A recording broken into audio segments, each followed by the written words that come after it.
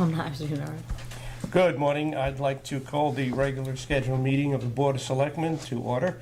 It is August 19th, 2013. It is now 8:31. First order of business is public forum, limited to 3 minutes regarding any agenda item. I don't see anybody from the public here, so we'll move on.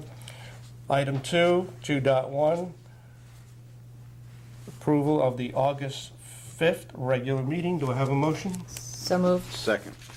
Are there any additions or corrections? See none, all those in favor of approval? Aye. Aye. Karen, I abstain. I wasn't here. 3 affirmative, 1 abstention. Okay, I'm going to hold off on the finance director for a moment. If you don't mind, we'll move forward.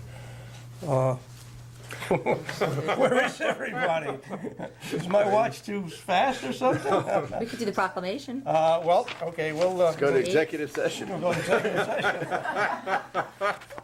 We got 8. We must have a 9. reputation of going very slow at the beginning, so people take their time in getting here. I don't I think know, so. okay. Why don't we take the proclamation, and then we'll take the request for the use of town property. So, if there are no objections, I'll No. move to item Absolutely. 8, please, okay? This is discuss and take action on a proclamation declaring September 19th, 2013 as No Texting While Driving Day. Very good thought. I'll move that we approve the proclamation. Second. All those in favor? Aye. Aye. Okay. Although every day should be non-texting. I know, That's true. that's a good point. Not just this one And I day. have to admit, this was sponsored by AT&T, as you'll see on your Yeah. proclamation there, and kudos to them. Okay. We might as well go to item 9, and then we'll get back to the agenda. I would move that we approve the 3 requests for signs on the green as listed in the agenda. Second. All those in favor? Aye. Thank you. Okay, I see our finance director's here, so we will start with, back to item 3. Finance Director Sheila Volano received monthly report from Finance Director, and that's 3.1. We have 2 items for Rick, Sheila. we skipped over you. You're last now. Not here on time, that's what happens. If you were here at 8:01 or 8:31, you would have been gone by now. Good morning, Sheila. Good morning. Okay, where would you like to start? Well, what you have, hopefully, in your packets is June again reports. We did not do July at this point. We're trying to close out June. Okay. They're not final because the audit, as I go through now and look at all the accounts in great detail, I may find other small, minor adjustments. But they're pretty close to what I think are the final results for June, so we can go over that. And just to follow up what Sheila said about July, have a conversation with the chairman of the Board of Finance, Matt Hoey, and he agrees, we talked about this last year, that because of all the work in closing a year end, and you get 2 year-end reports, you have one in July now, one in August for June, that the concentration should be there, and that July and August will be presented to both boards at the September board meeting. Right? Yep. Okay. Yeah, and taxes too. You never really get a great picture of taxes in July until August because they're due by August 1st. So you'll get a good picture next month on the 1st. So Sheila, you were doing revenue? Yeah, well, we're going to do kind of a summary of the year. So with revenue, as of what's recorded on the reports is 99.95% of our town local revenues, and then altogether 99.71%, including the state revenues. So there are 3 state grants that we will most likely receive, and they're not recorded here, but I have talked to the state, and I'll tell you what those are. One of them is the school construction grant. There's $141,000 remaining to collect. It's the last of the old school construction program grants. We're on progress payments now. And I anticipate that we should receive about 90%. Well, estimating about 90% of the 141,000. Then there's the municipal revenue cost sharing, which is our share of the sales tax basically. And the state has cut back, instead of 12 months worth of sales tax receipts, we're going to get 10. And then sales tax revenue is down apparently in statewide. So our share is going to be greatly reduced from what we thought. I think we budgeted about 182,000 or so. We're probably going to get about 100. That's kind of where I'm projecting. And then there's a fourth payment on manufacturing transition grant, about $12,000.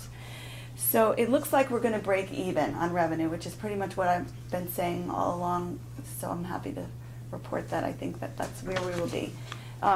If you look at the details in terms of dollars, I think I'm about $7,000 short, but I was really conservative on those estimates.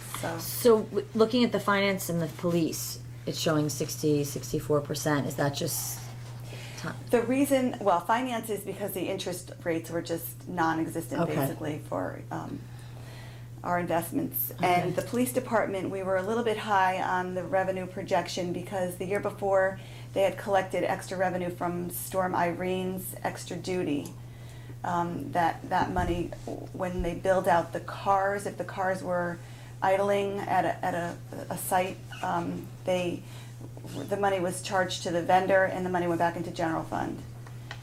And there was also more outside utility contract work They needed it. last year than there was this year, Right, too. and that's just for the cars, Yeah. if they use the cars, and the cars weren't running. okay? But then in terms of projecting revenue for this year, then did we? We cut that back. Yeah. Okay. And it's a small, I know that it sounds like, we're short on a percentage wise, but on a dollar wise, it's not a big number. And many of the other departments, if you take a look at the, each of their, the remaining to collect, they've almost all gone over. They've done better than, going over in revenue is a good thing. So they've done a good job. Building department collected $46,000 more than budgeted. Right, and I saw that. Fire department as well, almost Yep. 40,000. And tax collector, 99.87%, that's great. Yeah. So everyone did a good job. We couldn't help the interest rates. We keep cutting back each budget, Yes. but it gets worse. It does. And it's a product of the economy, so Right. so be it. So revenue is great. We're in good shape. Questions? Okay, expenditures. One of the things that took me a long time to get ironed out, obviously, was FEMA. And I think that we're settled with it now. And it was important that I booked the receivables that I'm confident that we're going to receive, because it has a big impact on our expenditures. Just so you know, I have this number here. For the total claims, we submitted close to, $601,000 on Sandy and $338,000 on the snow. So almost $1 million we spent. And almost all of it has been approved. What happens is they once it goes through our project specialist and he agrees and it goes through quality control at FEMA, we're pretty confident that we're going to get a good portion of that approved and then 75% of it. So for the most part, what I believe is going to be received, I booked as a receivable in the FEMA line items in each of the department's budgets. So that's reflected here. That being said, there's the bottom line shows $1,648,000 available. Okay, but that's $700,000 of that is the Board of Ed. So if we back that out, they will have a surplus. I'm just not sure how much at this point. I think they've reported $100,000 Yeah. on their side, but Yeah. that's, That was an estimate, 100,000, yeah. yeah. So we have $947,000 remaining, and that's pretty close to where we're going to end up. So that amount, if we break even on revenue, will go to fund balance. So all in all, we're looking at close to $1 million surplus from the 2012-2013 fiscal year, correct? Correct. Okay. Questions? Not on that number. Okay. No, I think that, Joe and I talked about this last Friday. Because the storm hit last August, we kind of, told the departments, we don't know what the outcome is gonna be with, as far as the storm expenses. Yeah. And the departments did a good job of holding back where they could, because we didn't know how it was gonna turn out and what FEMA was gonna approve. Yeah, it was, like Sheila said, right after we had Sandy, you start looking at the reports and you see that you're way ahead in spending from the prior year. And we have to tighten our belts because we don't know what FEMA was going to reimburse us for. So I have to, again, congratulate the department heads for working with this board in tightening their belts and just not spend money because it's budgeted. And they've been very good about that. And you see the results. The results is close to another $1 million that we can add to our fund balance, which will certainly help when we go to the credit rating agencies for a review of our credit standing. Anything you want to add to that? No, I think- Okay. Any questions on June? So, is a separate agenda item for the change? Yeah, we don't have you do have a final report, though. I'd like you to go over. Oh, the medical? For the medical for June, as long as we're still on June. Yeah, okay. So I received the IBNR, which is the incurred but not reported claims from Anthem. Those are the claims that are attributable to June, but they haven't been paid out yet. So we book a receivable for that amount, or I'm sorry, a payable. And it went up from 750,000 to 864. So that difference has to be booked as a claim. So that had an effect on our results for the year. And also the fact that the Board of Ed cut back on their contribution, since I think there were 5 months of reduced contributions from what they originally budgeted. So we ended up with a $779,000 deficit for the year, or operating loss. We had a fund balance of $554,000 when we started the year, so that leaves us with a $224,000 deficit fund balance.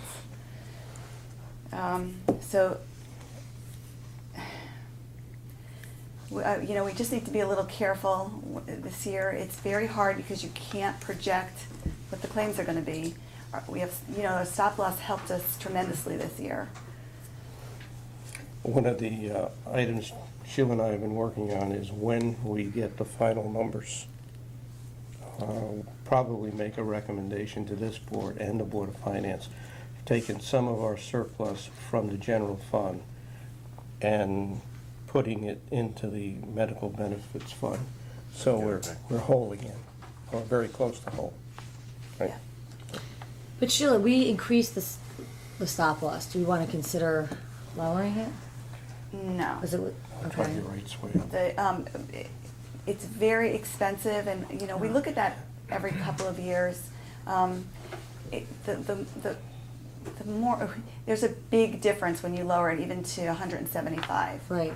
That's where we were before. That's what I'm saying. Yeah, we can certainly get another quote and look at it. I would just say, looking back at this versus what was our deficit versus what we would have paid additional, would it have been more or would it have been less? And that's something to consider. I've done that analysis almost every year, Yeah. and it's a gamble. It's insurance. You don't, Yeah. It may have helped us this year, but in other years it wouldn't have helped us, which is why we raised the stop Yeah, loss. no, I understand that, yeah. So we certainly could try and lower it and pay a higher premium, but then who knows what the claims are going to be next year? You just don't. Yes. I think we're at a good point, and there's it's much more expensive to lower it to even 175. Now, if we had lowered it last year, we probably wouldn't have had the surplus because we would have been Right. paying more on the claims. I mean, last year we benefit by by not having all of these Our claims were very claims. high last year, a lot of them met the No, stop I'm loss. not talking about 2013, I'm sorry, 2012. Right. That's where we had the reverse happen. Yes. So had we had lowered it and paid a Exactly, higher that's what I'm premium, saying. we would have probably been losing money in that. Right. It's a crapshoot. It That's all totally is. And this year, you know, it would have been nice to have the lower stop loss, but if we institute it for this year, just so the claims will be lower. And No, it no, won't I be- understand. this is what I've seen in the past 12 years of, Right, it's just hard to predict. But it's worth the analysis. right. That's Oh, for sure. totally, yes. Yeah. I will, I'll get a price on it now just to see Okay. where we are. Gary? But unfortunately, you know, you look at these numbers compared to our budget surplus and, oh, you know, you win on one hand, you lose on the other hand. Well, It we're comes- still ahead. Luckily- We're still ahead, We're but still not- ahead by Luckily, quite a we're bit. able to Yeah. cover the other. Or Yeah. significantly, it's only Right. 224 when you Yeah, look at a we're working deficit. by Well, quite a that- bit, that's a but net, that's but good. in a given year. Okay. A manageable number, unfortunately. Anything else on finance reports? Sheila, you want to move along to discuss and take possible action on year-end transfers, please? That's 3.2. Okay. The year-end transfers basically just clean up any departmental deficits, and there are only a few this year, and I think that we've been aware of them all year. Registrar of voters, we were aware that $1,375 that they had, I believe it was a primary that was not budgeted. Legal, 50,000, or 49,750, I think we talked about 50,000 that we would need. And that was mainly due to labor contracts and negotiations that, you know, were higher than anticipated. Planning and zoning, they have some code compliance expenses that were not anticipated, and vehicle maintenance. So $1,400 and $1,050 transferred from contingency. Communications, they're over by $7,100. When FEMA comes in to do a closeout, which should be in the next year, say, I'm going to actually claim some of this for FEMA related. They did not believe that it qualified, but I've heard otherwise. I'm going to try and see if I could pick up some extra reimbursement for the communications overtime. We're going to still have to do the transfer, but you know, it's something that I'll try to look up, you know, It pick could up go, next year. if you pick it up, it'll go right to fund balance? It will. Okay. Yeah. Employee benefits is a bottom line number of $11,000, and that's a little tricky because there were, within employee benefits, there were some lines that were over, some lines that were under. Pension was over due to the Teamster settlement as well as medical. But I'm not going to do any transfers within the line item, it's just the bottom line.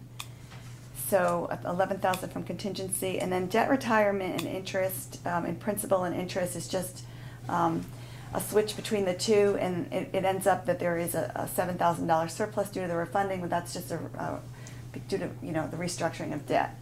So that's actually a positive transfer. So altogether, we need $70,675 from contingency, and then $265 from debt retirement principal. And I'm requesting that you recommend these transfers to the Board of Selectmen, for Board of Finance for approval. I'll move we recommend said transfers. Second. The only Discussion? the only question I have is just, your two columns are off by $1,000, so I don't know which is right, which is Yeah, wrong, did but they- you want to check those. I was Yeah. thinking maybe you didn't need it all?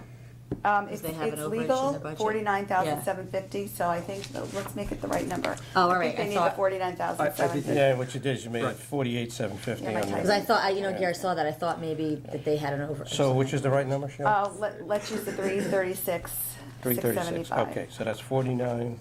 Right. So it'd be 71,675 from contingency. 71,675 from contingency, and debt retirement principal to interest would be 265,000. Everything stays. Total of 336,675, I think that's Right. correct. Right. Taking that up here. Good catch. Okay, motion made, Yep. seconded, Yep. all those in favor? Aye. Thank you. Well, that's to recommend to the Board of Finance. Okay, anything else you'd like to? No, I think I'm all set. Okay. You'll be here if we have questions anyway. I will. Thank you, Sheila. Okay, item 4, Town Planner George Kroll and our Health Director Dennis Johnson. 4.1, consider and take possible action to award an RFQ, in parentheses, RFP 2-1314, professional services for sewer disposal system design, rebid with revised scope. Gentlemen, don't be afraid. I'm just coming as eye candy.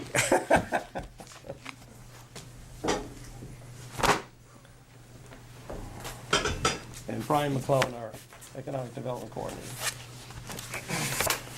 Good morning. Good morning. Welcome, Brian.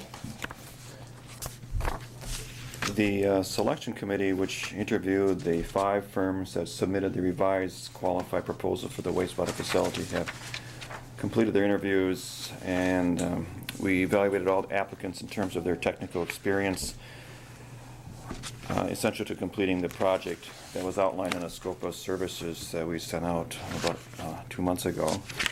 And of the 6 firms that submitted the RFQs, we interviewed 5 of them, and it was the unanimous decision that we would select Damar Engineering out of Southington to perform the study. And the study, as you recall, is going to be in 3 phases. Phase 1, Phase 2, and Phase 3, and I outlined the phase elements here on the bid summary. And the idea is that if the evaluation in Phase 1 is successful and we find that the property has a large capacity for wastewater treatment, that we would proceed to Phase 2 and Phase 3. But if we find out that the property does not have a large capacity and is basically kind of useless for large-scale waste disposal, we'd probably stop at Phase 1. So it's the recommendation of the committee that we, to the Board of Selectmen, that the most qualified and lowest bid submitted by Damar Engineering of Southbury, Connecticut, be awarded in cost of $83,900. So yeah, answer any questions you may have about the project if you But like. just to reiterate what you said, so we're all clear on this, we're going to commit $49,500, which is Phase 1. And should Phase 1 show that there's no need to proceed further in the project because it's not viable to do the project, then we would stop there. Correct. Okay. So first, we have to do Phase 1 to go any further on it. Correct. Okay. Phase 1 has the most intense investigation, involves the most costs, and will give us the most information regarding the site. So that's the important phase to finish first. And Okay. And we might just mention why we're doing this. And George, you want to remind everybody why we know. Sure. This is being done pursuant to the Town Center South Plan, which is a plan approved by the Board of Selectmen and Planning and Zoning Commission to encourage the redevelopment of the Town Center South neighborhood for so-called transit-oriented development. One of the ways that we're going to attempt to encourage this type of development is by hopefully providing a publicly available wastewater system to be used by potential developers so that they can develop higher density housing. The wastewater system will be on Pages Lane if this testing proves feasible. The consultants will outline how we actually implement that, assuming we do move forward. One of your contingencies when we discussed this a number of months ago was that the Planning and Zoning Commission adopt new zoning pursuant to the Town Center South Plan recommendations, which they have. So the next piece in this long process of redevelopment of this area is move forward with the sewage feasibility study. Thank you. Brian, you want to add anything? No, other than, this is a real critical step the developers can't go forward with site plans without having this phase completed and understanding what the potential capacity could be of that site, because that'll influence the number of units that they possibly could put on these sites. So it's a critical step, and they can't go forward. They are anxious to try to put site plans in, but until they have these numbers and have an idea, that they can't go any further. Would this board have any opportunity for input between phases 1, 2, and 3? Oh, sure, I don't know why not. It's, I mean, the way it's set up, if we approve this, you like, or whoever likes 1, it just goes on to 2, and then it just goes on to 3. Well, there'd be a- Where We would have to- this- I think we can structure a motion that way. The consultant would report back to us with the findings of phase 1, you know, scheduled into these prices, our meetings, updates with the I town understand staff. that, And it's, you know, and I'll be quite frank, I mean, from our last discussion, I mean, I have grave misgivings about this project conceptually, but I understand the only way to get realistic answers is to do the study. And that's why I guess I could be persuaded to support phase 1, but I would like to have substantial conversation between 1, 2, or 3. So, would you make? I would make a just motion approve on phase 1. I second that. Okay. Just one, Dennis, for clarification, the wording where you said the most qualified and lowest bid submitted, it was not the lowest bid, it was the lowest bid of those that you determined to be highly qualified. Mhm. There were lower bids, but the scoring, your matrix scoring of those for lower bids was also substantially lower. Correct. Okay, Yeah. I just want to make it clear that it wasn't the lowest bid, it was the lowest bid of the highly qualified people. Correct, yep. Okay, so I think the way we should word the motion, Rick, that we would approve the expenditure and the bid of $49,500 for phase 1, where on the completion of phase 1, the committee would come back to us to seek approvals for phase 2 and phase 3. Is that what you want? Okay. And I'm getting a nod from Pam that legally we can approve it in phases. Yeah, okay, good. Yep. Okay, any further discussion on it? No. Okay. Do you think that'll have any impact with our contractor? I'm just. Well, should. you know, the thing It is was always it, set up that way. The bid was always set up that we weren't committed to award all 3 phases. Yes. I mean, that was, Right. so the contract will reflect that. Okay. and obviously, if it's not viable, we can't go forward, so. Correct. Okay. Any further discussion? Call for a vote, all those in favor? Aye. Aye, unanimous. Thank you, gentlemen.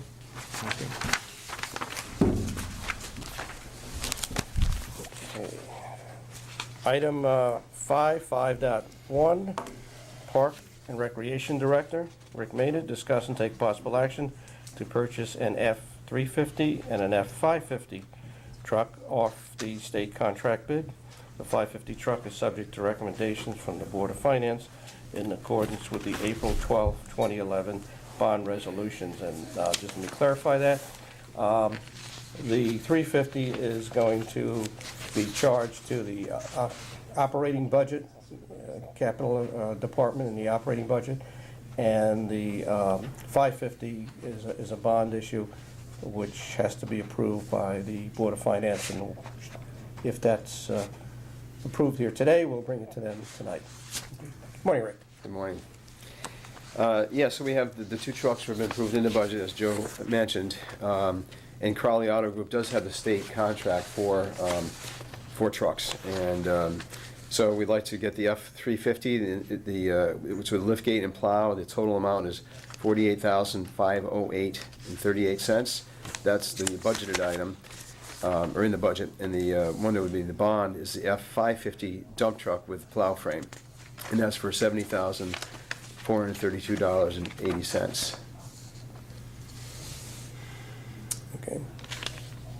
Rick, now, in both cases, they're slightly over budget, but you'll have to make that up within Yes. your difference within the categories or expenditures in your department. We've talked about that. We have the in the capital budget, we have the 48,000 available. The bond is over by $432, so we'll have to make up the difference on that one. Within your other bonding Yeah. projects, okay. And like I said earlier, you along with your colleagues, department heads have done a great job this year. If you have in the last couple of years, I know you'll find the money in there for the difference. Okay. These truck, I know it's replacing another truck, and I don't know if this is the time or the place to have this discussion, but are these trucks strictly used for fields, parking lots, and that type of thing, a park and rec, or are they roads also? It could be everything, yeah. Well, the F-550 we would use It's a to big help out truck, Public right? Works with the snow plowing. Of roads? On the roads, yeah, yeah. Basically what we do, Charlie, we have 3 of our guys normally go out on the roads. Once we finish the parking lots, whatever, 3 will go out on the roads and help Public Works with that. And the F-550, you know, it's, Well, that's what I'm trying to get to, whether or not, this is, but it sounds like you're working very closely with Public Works. We are. And I don't want to start stepping on micromanaging and that type of thing, but, I mean, that's a big truck, and if it was just doing parking lots, the logic of it all, is that the ideal machine for parking lots? And that type of thing. it will go on Sounds the like you've roads. already worked through that. so. Okay. I think, ready for a motion, discussion? A motion? I would move that we move forward on the purchase of a F-350 and F-550 off the state contract for Park and Rec. Second? Any further discussion? Call for a vote, all those in favor? Aye. Aye, thank you, unanimous, thank you. Joe, if I could just mention also on just because. Your head, so watch it. Well, this is for the Jacobs Beach dedication on Friday. no, go right To make sure ahead. the community knows that we're doing that. Hopefully just something in the paper this week. But that's from 3 to 7, this Friday, August 23rd, and it's to rededicate the Jacobs Beach. We'll have food, fun, and music. Okay. I'm hoping that this tape gets on there before that. Yeah. Okay? Okay, thanks. Mike is shrugging his shoulders. Okay, thanks, Rick. Item 6, Town Engineer Jim Portley. Consider and take possible action to contract with Oak Park, a vendor on the on-call architect and engineer list for the design of the town hall generator / electrical panel upgrades. Good morning, James. Good morning. First item was, as Joe just read, we have this short list of engineers, architects that the town has interviewed in the past. Steve Nightoff's been in contact with the Standing Building Committee, and they developed these 2. Well, the first one would be for the generator / electrical panel upgrade for Town Hall, Oak Park. Fees were solicited, request for the fees were solicited, and it was the recommendation of Facilities Department to hire Oak Park for this work. We have an old generator downstairs that can't get parts for anymore. Last time we had a problem with it was driving all over the state to try to get replacement parts, so it's time it's come. We've looked into the options of either doing having the generator be powered by gas or gasoline. Charlie Hershaft has indicated that we cannot have gas. You have to have a reliable source of fuel, because it could be a point in time where the gas supply was interrupted, so we have to go with a gasoline-powered generator. So we've gone through that process, and we recommend now that Oak Park be hired to do the design work and set it up. I'll move that. Second. Any discussion on the motion? All those in favor? Aye. Aye.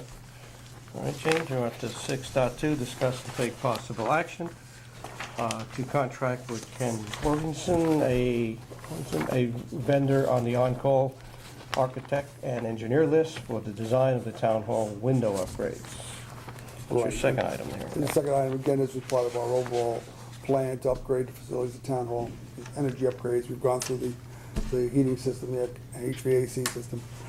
This is the next step. We have these old windows that are need of repair. We did get quotes from Ken Borenson and Oak Park. It was the recommendation of the Standing Building Committee that since they're very, Borenson and Oak Park were very close in the fee, that we diversify. We did the contract to Ken Borenson, so it is hereby recommended.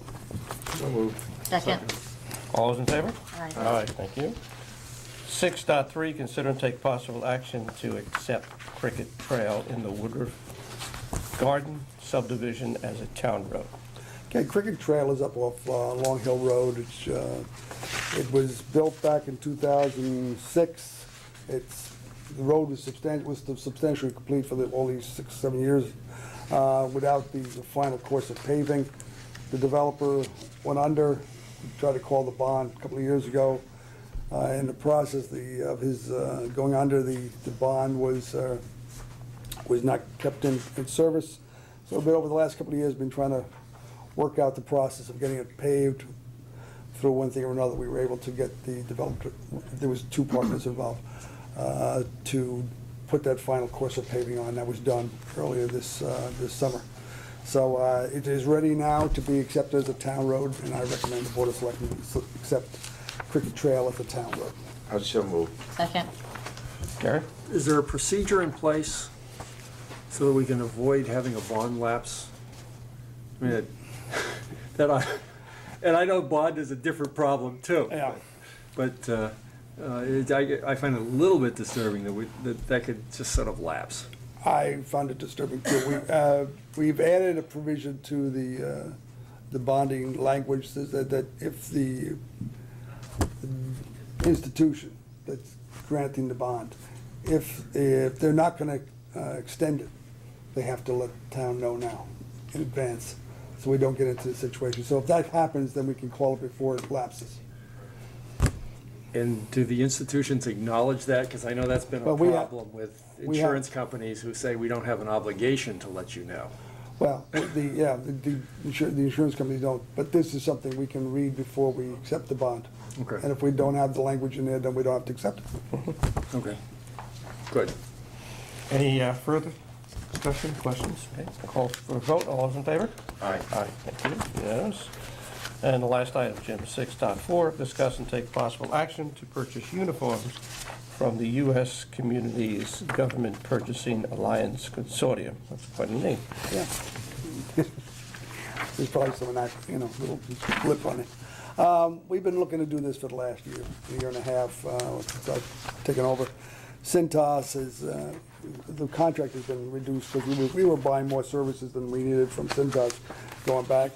But now we've been able to pare it down, and in the process of setting up a bid between Cintas and any other company that wanted to provide uniforms, we found out that actually there is this corporation that provides purchasing through a large consortium. It's called U.S. Communities. The price, and I think I attached with the memo, the significant savings in going through this. I'm sure it's significantly more than we would realize if we went out to bid. So I would recommend that the Board of Selectmen approve selection of Cintas Corporation as a uniform supplier under the U.S. Communities pricing schedule. I think it's a good deal for us, and in my mind, it's a no-brainer. I'll move that. Second. Okay, Jim, have you had any conversation with the other department heads who use uniforms about? Not yet. Getting on to this, too. You suggested I talk to Yeah. Rick. Okay, and so you haven't been somebody able to else. yet? No. Okay. I've not changed. Looks like this motion is going to be approved, so if you do approve it, I suggest you maybe take the lead on this and get the other ones on board. Certainly. Okay? Sure. Anything further on this? All those in favor? Aye. Aye, thank you.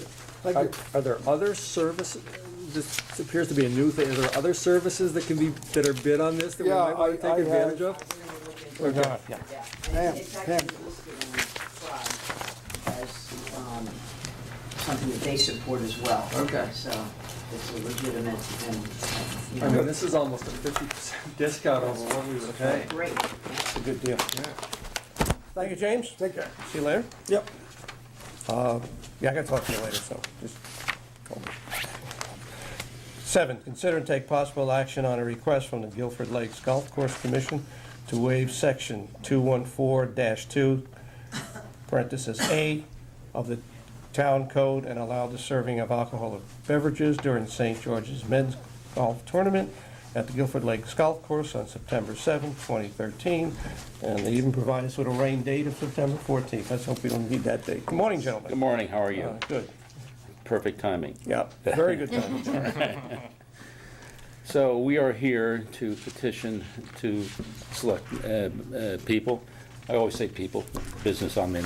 So we are trying to increase the business at the golf course, and I think I've spoken with a few of you before, stating that one of the major problems that we have in trying to have tournaments at the golf course is everybody wants to have wine, beer served, as well as a meal afterwards. And because we cannot, up until now, hopefully, been allowed to, we honor that request of people who would like to have a tournament, which is the normal aspect of a golf tournament. People gathering afterwards, having some burgers, hot dogs, corn, whatever it may be, as well as a glass of beer or a glass of wine. And since this is on town property, we are here to see if we can get a special permit. And Bob here is the chairman from St. George, which is a great charity that they are doing two things for. One for the, I'll let you tell them the charities. Yeah, the Guilford Fund for Education and then for St. Martin de Porres Academy Yeah. in New Haven. Right. And also helps us out. It takes a complete day of doing a tournament there, so we're hoping that this will be a win-win for the charities as well as for the golf course in the town.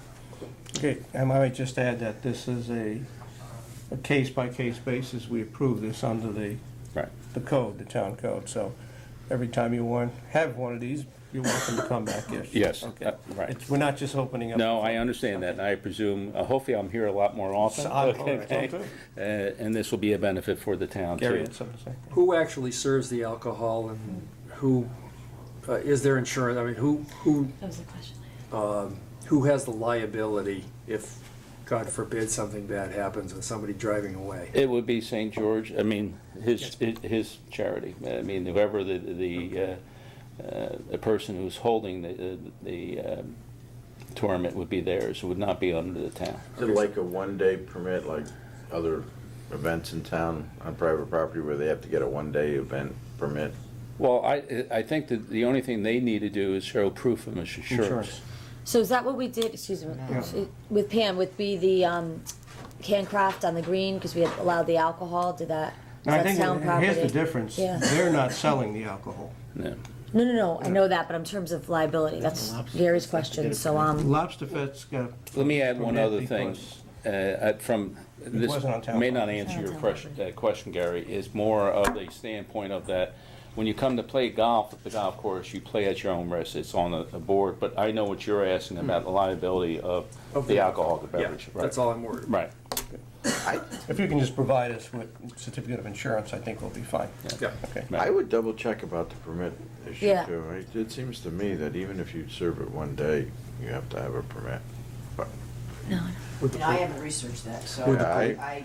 I know like Lobster Fest has to get a If permit. you have it, you go through the police department. Yeah. Okay. Yeah, just check with the police department. They would know. I would think there'd be no problem. And I would move it based on you seek out any necessary permits Right. and that type of thing. And hopefully that Pam can let us know if we need any other special permit other than the insurance and liability. Yeah, I'll look into that. Okay. And insurance, obviously, in a situation like that, someone might sue everyone, Yeah. including the town. So, we want to be comfortable that they have the insurance and we have our insurance and, our insurance. Yeah, and that could happen any day of the week because there's we have to be a tournament sponsored by Exactly. somebody yesterday. And we could cover the. Could have gotten hurt and then sue the town. Right, I understand. So I important. understand. I'll I'll move it based on the second permit. Charlie's motion. Okay, your motion is Pending. made, seconded. Any further discussion? I'll call the question. All those in favor? Aye. Thank you. Thank Good luck. Good luck. Good luck. Thank you, thank you. Appreciate it. And Bob, as you mentioned yesterday, you don't have to be a golfer to play. Right, Bob? That's why they let me play. Right, we're up to item 10, correspondence, 10.1, the building officials' monthly report And 10.2, Public Works Department monthly report. Any comments? I must questions? say, I croaked when I saw the number till I realized the high school was in there. Oh, yeah. Yeah, 49 million, yeah, I said, something's wrong, and then I realized. For those watching, Yeah. the number which it runs $2 or $3 million in construction a month jumped to $50 million. I was wondering who was building what till I realized the high school permit was in there. Wouldn't it be nice if we had it every couple of months? Okay, there's nothing further on that. Those two reports. Move along, committee reports. Don't have anything? Anybody? No? Any old business? Okay. New business. I have one item to bring before the board, if I could find the exact statute. The statute was passed in the last legislative session requiring cities and towns to designate a Veterans Service Contact Person or a committee. And we have to get this in place by October 1st, so I bring it to your attention. I approached First Selectman McPherson in Madison and proposed that we have a joint committee on veteran affairs servicing the two towns, and he's very open to that approach. He's going to bring it to his board, and I bring it here today. I want to think about it. We don't have to make a decision today. Should we not get this enacted through the normal course of ordinance procedures, we would need, at least temporarily, a designated person who has to be a veteran to serve as the contact person.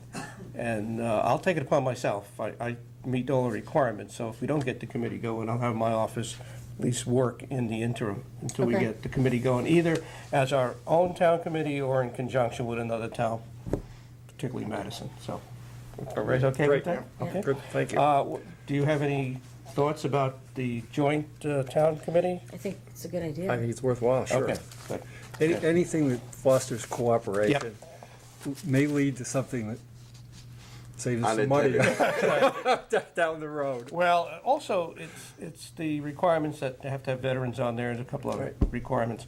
And as you know, we have a problem right now filling boards and commissions, so Yep.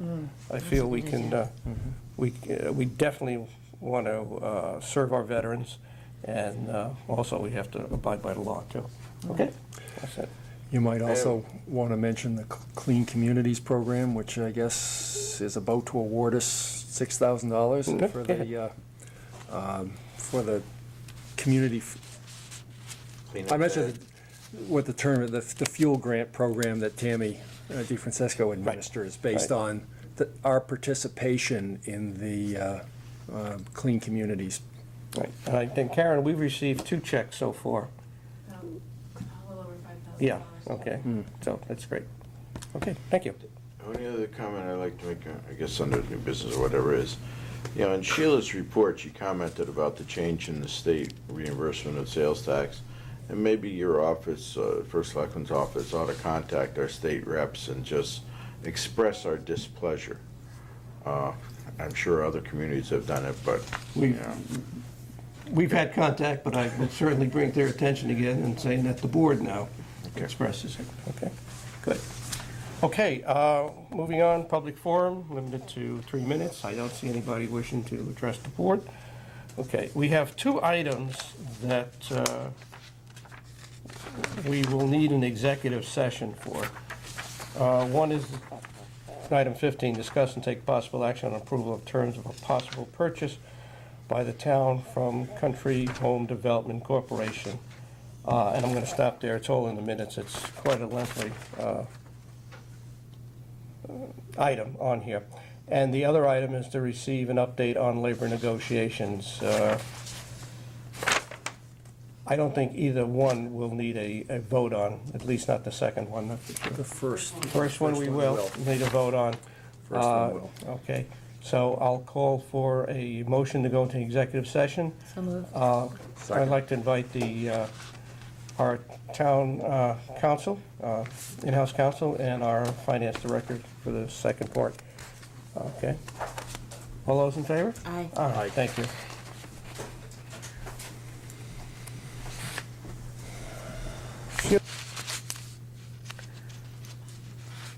We need a motion to come out of executive session, please. So moved. Second? All those in favor? Aye. Aye. Gary, you have a motion, please? There's actually two. One is to call a special meeting on September 4th at 8:15 a.m. Town meeting. A town meeting, I'm sorry, a special town meeting. Okay. I read the first word, Pam, not the second one. To vote on acquiring 4 parcels of land in North Guilford from the Country Home Development Corporation. Second. Any discussion on the motion? Okay. I think we discussed. You said at 8:15 in town hall. 8:15 All those in favor? Aye. Aye, thank you.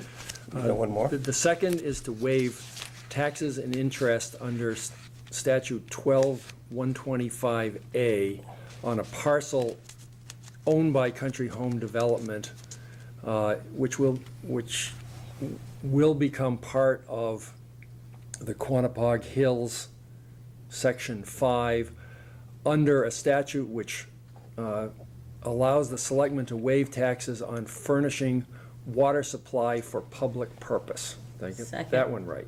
Second. And A24 referral. And make an 824 referral to planning. planning and zoning.